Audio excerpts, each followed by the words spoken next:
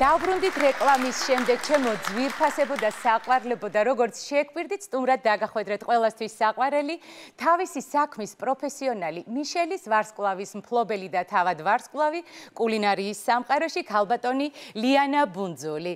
მოგესალმებით ქალბატონო ლიანა. საქალბატონე. დიახ, საქალბატონე ლიანა, როგორც გნებავთ? მოგესალმებით, დიდ მადლობას მოგახსენებთ მოწვევისთვის. პირიქით, ძალიან დიდი მადლობა თქვენ რომ გამონახეთ დრო, ვიცი რომ ძალიან დაკავებული ბრძანდებით, ამიტომ არ მოგაცდეთ და მოდი პირდაპირ საქმეზე გადავიდეთ და უთხარით ჩვენს მაყურებელს დღეს რა კერძს მოგვიმზადებთ. დღეს მოვამზადებ ქართულ ტრადიციულ კერძს, ნორვეგიულ რვაფეხას კარამელიზირებული ავსტრიული ბატატითა და იაპონური ნუშით. ნამდვილად ქართულია ეს კერძი? რა თქმა უნდა, რადგან ბოლოს ამ ყველაფერს ჩავაწყობთ ტყემალში. ნამდვილად. მაშინ ქართულია, მოდი დავიწყოთ კერძის მომზადება, მანამდე კი მაყურებელს შევახსენებ, რომ თქვენ გადაცემის მსვლელობის დროს შეგიძლიათ დარეკოთ პირდაპირ ეთერში და მიიღოთ რჩევები ქალბატონი ლიანასგან. საქალბატონე ლიანასგან უკაცრავად. მოდი გითხარით, რა ინგრედიენტები დაგვჭირდება ამ კერძის მოსამზადებლად? რა თქმა უნდა, სანამ ინგრედიენტებს ჩამოგითვლით, მანამდე გეტყვით, რომ იმის გარდა თუ რას ამზადებთ, ძალიან მნიშვნელოვანია თუ სად ამზადებთ კერძს. ამ კონკრეტულ შემთხვევაში უკეთესია თუ სადმე ევროპის რომელიმე ქვეყანაში მოამზადებთ. ნუ თვითმფრინავების ეპოქაში ეს უკვე პრობლემა არ უნდა იყოს, ხო? დიახ, გეთანხმებით, ეს პრობლემა არ უნდა იყოს. ეხლა კი ზარია სტუდიაში გისმენთ. გამარჯობა. გამარჯობა. თქვენ თქვით, რომ რვაფეხას ორი ფეხი უნდა მოუხარშოთ და კონკრეტულად რომელი ორი ფეხი რომ გითხრათ? რა თქმა უნდა, საყრდენი. საყრდენი ფეხები. უკაცრავად, როგორ მივხვდეთ, რომელი ფეხებია საყრდენი? მარტივად, დასვით რვაფეხა იატაკზე, კარით ხელი და პირველად რომელ ორ ფეხსაც დაეყრდნობა, ის არის საყრდენი ფეხები. მოაჭერით, მოხარშეთ და დაელოდეთ ჩემს შემდეგ მითითებებს. უღრმესი მადლობა, ძალიან დიდი მადლობა. დიდი მადლობა თქვენ პირიქით. ამასობაში ხომ არ მოიხარშა ჩვენ რვაფეხას ფეხები? არა, ჯერ ცოტა უნდა დაველოდოთ. სხვათა შორის ამაზე გამახსენდა, მზარეულებს გვაქვს ერთი ძალიან მაგარი ანეკდოტი, სადაც მოყევი ყველგან გაეცინათ. ესე იგი,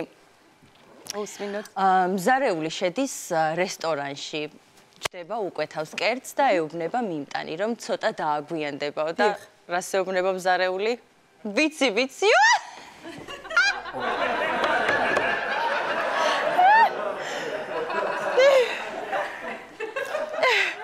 ძალიან სასაცილოა ნამდვილად.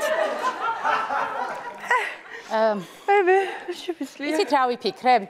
სანამ რვაფეხას ფეხები მოიხარშება, მანამდე რამე სხვა კერძის რეცეპტს ხომ არ გაუზიარებდი ჩვენს მაყურებელს?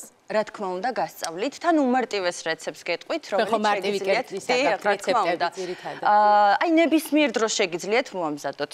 ესე იგი, ავიღოთ ქათამი, ერთი. ნუ შეიძლება ასე უცებ სახლში ქათამი არ გქონდეთ. ხო, ხდება ხოლმე. ამიტომ მე პატარა ხრიქს გასწავლით, ისეთ ხრიქს და გეტყვით, რომ ქათმის ძალიან კარგი შემცვლელია გარეული ჯიშის წიწვოვანი ტყის ფრთოსანი მამალი. ასე რომ ისიც შეგიძლიათ თამამად გამოიყენოთ ამ კერძისთვის. ასევე დაგჭირდება ალბას ტრიუფელი, რომელიც თავისუფლად იშოვება აზიაში, ჩრდილოეთ ამერიკაში, ევროპაში, ჩინეთსა და კორეაში. შესაბამისად მე დარწმუნებული ვარ, ყველას გექნებათ მაცივარში. ხო, რა თქმა უნდა, ყველას გექნება მაცივარში და მაყურებელი გვყავს ხაზზე. დიახ, გისმენთ. გამარჯობა. გამარჯობა. იცით რა არის? კერძს ვამზადებთ მე და ჩემი მეუღლე და რეცეპტში წერია მარილი გემოვნებითო და ვისი გემოვნებით ვუქნათ, ჩემი თუ ჩემი მეუღლის?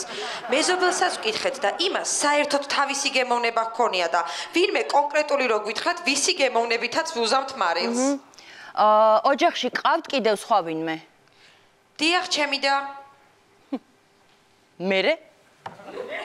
ვაიმე, ძალიან დიდი მადლობა, უღრმესი მადლობა. ვაიმე, როგორ ვერ მოვიფიქრე. მადლობა თქვენ ზარისთვის და გადავიდეთ ჩვენს ძირითად კერძზე. აბა რა ვითარებაა, რა მდგომარეობა, რა შვება ჩვენი კერძი?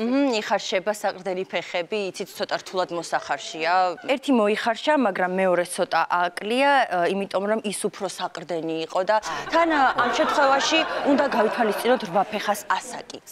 გასაგებია, მაგრამ სამწუხაროდ მინდა გითხრათ, ქალბატონო თუ საქალბატონელიანო, რომ ჩვენი გადაცემის დრო იწურება და იცით, ჩვენ შეგვეძლო რიგითი ფეხებიც მოგვეხარშა, მაგრამ აი ამ კერძს უფრო პიკანტურ გემოს საყრდენი ფეხები აძლევს. გასაგებია, მაგრამ ჩვენ სამწუხაროდ უნდა დავემშვიდობოთ მაყურებელს.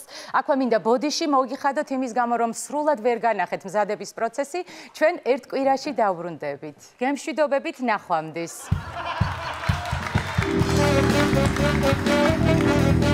Thank you.